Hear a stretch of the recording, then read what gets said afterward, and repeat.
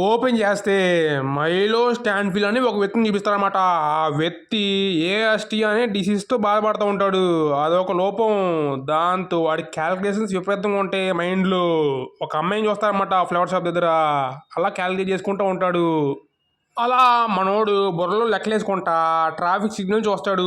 Bus వెళ్ళడం చూస్తాడు, పక్క నుంచి ఒక పాన్ నుంచి వెళ్ళడం చూస్తాడు, ఒక వ్యక్తిని చూస్తాడు, ఒక సైకిల్ వెళ్ళడం చూస్తాడు. అలా వెళ్తాడు అనమాట నడుచుకుంటా. ఒక పెన్ను బెంచ్ మీద పెడతాడనమాట. పెట్టి అక్కడి నుంచి జంప్ వీడు ఏం తెలియనట్టుగా అక్కడి నుంచి వెళ్ళిపోతాడు. అక్కడ చైన్ రియాక్షన్ జరిగిద్ది అనమాట. ఏమైందంటే ఒక కారు ఒక పాండ్లో దిగిద్ది అనమాట. వాటర్ వెళ్ళి పెన్ను పడితే ఆ పెన్ను కింద పడ్డంటూ పక్కనే ఉన్న ఆర్టిస్టు ఆ పెన్నుకి అట్రాక్ట్ అవి ఆ పెన్ను దగ్గరకు వచ్చి తీసుకునే లోపల సైకిల్ లోడు గుద్దుతాడనమాట. వాడిని గుద్దడంటూ ఆ సైకిల్ లోడు కరెక్ట్గా పక్కనే ఉన్న పల్లల కొట్లో పడతాడనమాట. పడి మొత్తం పడేస్తారు అన్నీ. దాంతో పక్కనే ఉన్న బస్ డ్రైవరు సిగ్నల్ చూసుకోకుండా వెళ్తూ ఉంటాడు. దాంతో ఆ ఫస్ట్ అమ్మాయిని గుద్దేస్తారనమాట. ఆ అమ్మాయి అక్కడితో హతం అయింది, పోయిద్ది అనమాట. దాంతో వీడి ఐక్యూ ఎంత ఉండిద్దో మీరే అంచనా వేసుకోండి. కట్ చేస్తే లిఫ్ట్లో ఒలివియా డాన్హెమ్ అనే ఒక అమ్మాయి వచ్చింది అనమాట. ఆ అమ్మాయి అబ్బాయి ఎదురుకు వచ్చింది ఫ్రెంచ్ హెడ్ క్వార్టర్స్కి. ఆ అమ్మాయి పారామియన్ ఫినామినన్లో దిట్ట అనమాట. ఆ అమ్మాయి చాలా రోజుల తర్వాత వచ్చింది, ఎందుకంటే తనకి హెడ్ ఇంజరీ అవుద్ది అనమాట. వచ్చిన వెంటనే పక్కనే చార్లెస్ అనే ఒక వ్యక్తి తనతో ఎలా ఉన్నావు, బాగున్నావా లేదా అని మాట్లాడతాడు. తను ఎవడో కాదు, దాని హెడ్కి మేనేజర్ ప్లస్ సూపర్వైజర్ అనమాట.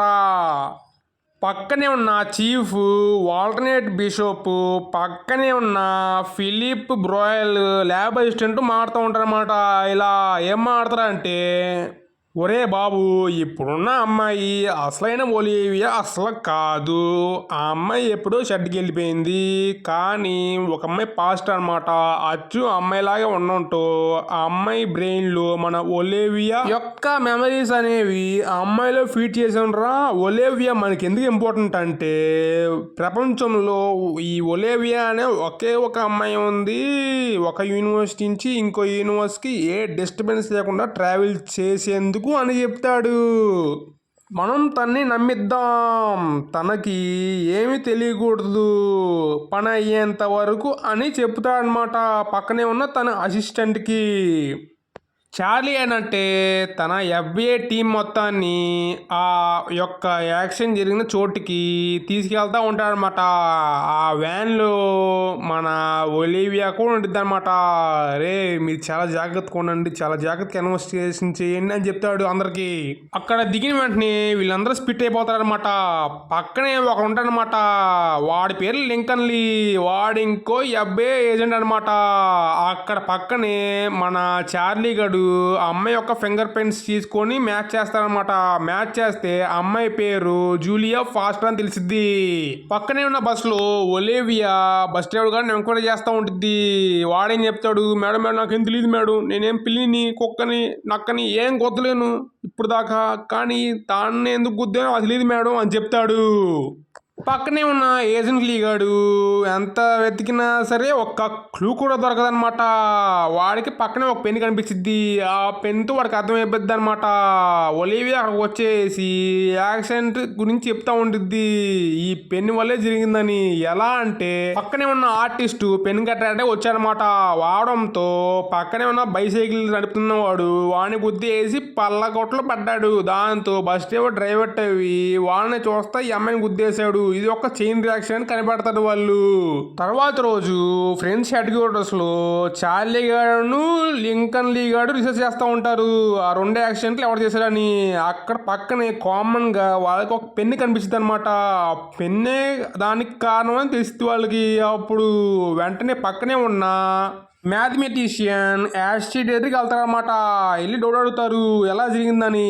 ఆమెమో ఇది జరగడం ఇంపాసిబుల్, ఒక సాధారణమైన వ్యక్తి ఇలాగా చైన్ రియాక్షన్ సృష్టించడం అది ఇంపాసిబుల్ అని చెప్పిద్ది. మైండ్ లో ఏదో లెక్కలేసుకొని 2+2 యాక్సిడెంట్ అని చెప్పిద్ది.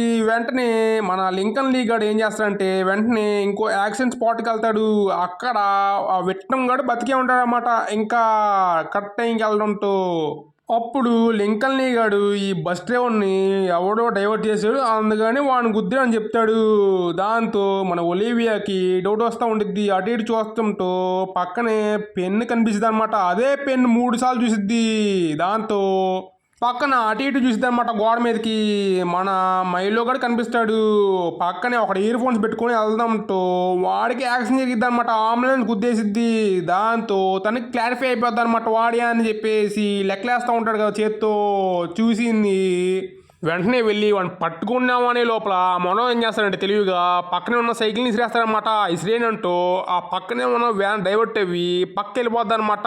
ఈ లోపల ఏమైద్ది, ఆ అమ్మాయి పాయింట్ బ్లాంక్ కనపడిద్ది. ఈ లోపల మనోడు తెలివిగా ఆ వ్యాన్ మీదకి దూకేస్తాడనమాట. దూకేసి అక్కడి నుంచి చంపైపోతాడు మనోడు. దాంతో మన మైలినో గాడు ఇంటికి వెళ్తాడనమాట.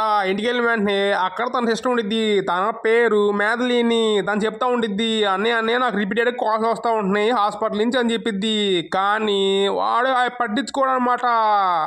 మనోడు అలా మైండ్లో లెక్కలేసుకుంటా ఉన్నానంటూ తన చెల్లి తన గుర్రం చూపించింది అనమాట. ఆ గుర్రం ఎవరిదో కాదు, వాళ్ళ అమ్మది. ఆ గుర్రం చూపించి వాళ్ళ అమ్మని గుర్తు చేసిద్ది. దాంతో మనోడు కొంచెం బాధపడతా ఫీల్ అవుతూ ఉంటాడనమాట. ఈ లోపల ఏమైందంటే పక్కనే ఉన్న హాస్పిటల్లో లీగాన్ని జాయిన్ చేస్తారనమాట.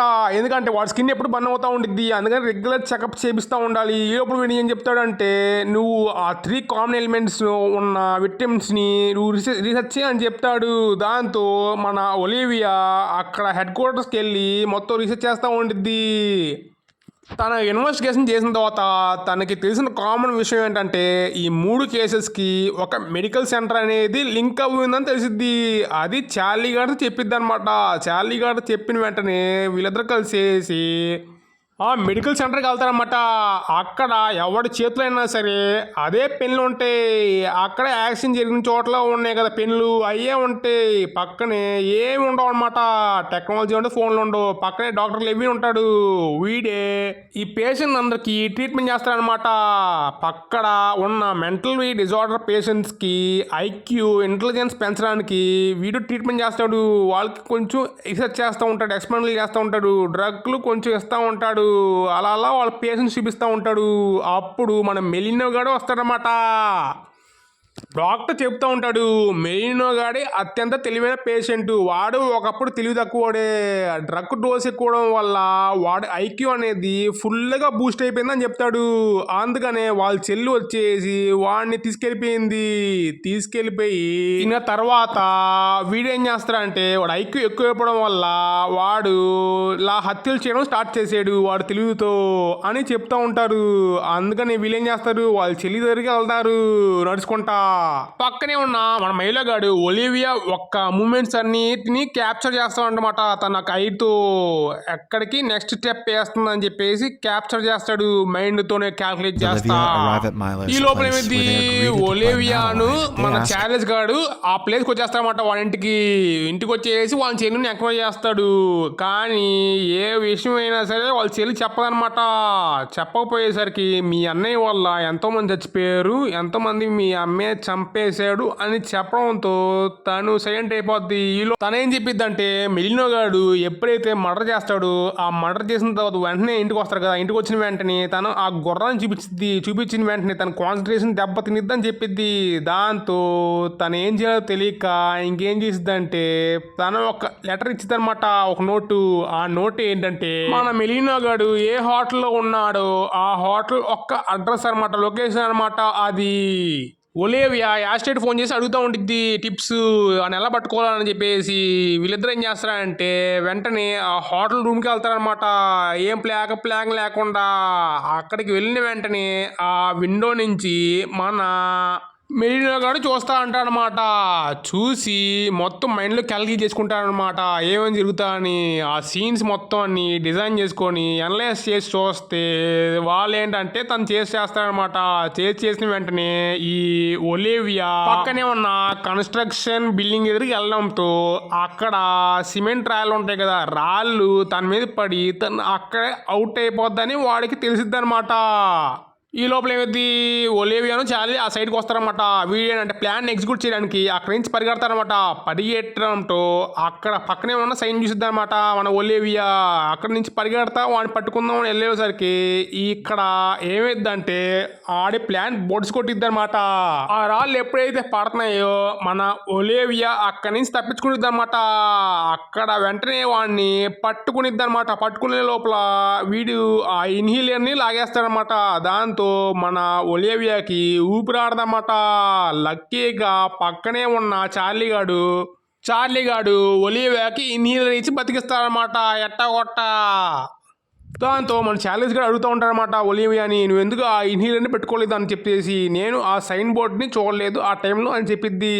దాంతో పక్కనే అక్కడ ఉన్న ఛాంబర్లో మన మెలినో కానీ పెడతారనమాట. వాడు కంప్యూటర్తో ఆడుకుంటాడు. వాళ్ళ చెల్లికి చెప్తా ఉంటుంది వాడి ఐక్యూ లెవెల్ అనేది నెక్స్ట్ లెవెల్లో ఉంది, అందుకని వాడు సొసైటీలో అన్ఫిట్, అందుకని వాడిని కంప్యూటర్లో కొన్ని ఈక్వేషన్స్ని క్యాల్కులేట్ చేయడానికి క్రియేట్ చేయడానికి వాడిని ఇక్కడ పెట్టాం అని చెప్పిద్ది. వాడేమో బాధపడతా ఉంటాడు. ఈ లోపల వాళ్ళ చెల్లి కూడా బాధపడుతూ ఉంటూ పక్కనే ఉన్న చిన్న గుర్రాన్ని తీసుకెళ్ళి వాడి ముందు పెట్టిద్ది అనమాట. సీన్ షిఫ్ట్ చేస్తే ఒలేవియా ఇమాజినేషన్ చేసుకుంటూ ఉంటుంది. పీటర్ గాడు వస్తాడనమాట. వాడు వేరే యూనివర్సిటీ నుంచి వస్తాడు. చెప్తా ఉంటాడు తనకి, నువ్వు ఈ యూనివర్సిటీకి చెందిందాన్ని కాదు, నువ్వు ఎప్పుడో పోయావు, అందుకనే నువ్వు కనుక ఆ సైన్ బోర్డుని చూడకుండా ఉంటే నువ్వు పోయేదానివి అని చెప్తా ఉంటాడు. దాంతో సినిమా ఎండ్ అయిపోద్ది అనమాట. ఈ వీడియో మీకు నచ్చితే లైక్ చేయండి, కామెంట్ చేయండి, మీకు ఎలా అనిపించిందో ఈ వీడియో, అలాగే సబ్స్క్రైబ్ చేయడం మాత్రం మర్చిపోమాకండి. ఈ సినిమా కొంచెం మనకి అర్థం కాదనమాట, మన ఐక్యూకి అర్థం కాదు. Good bye.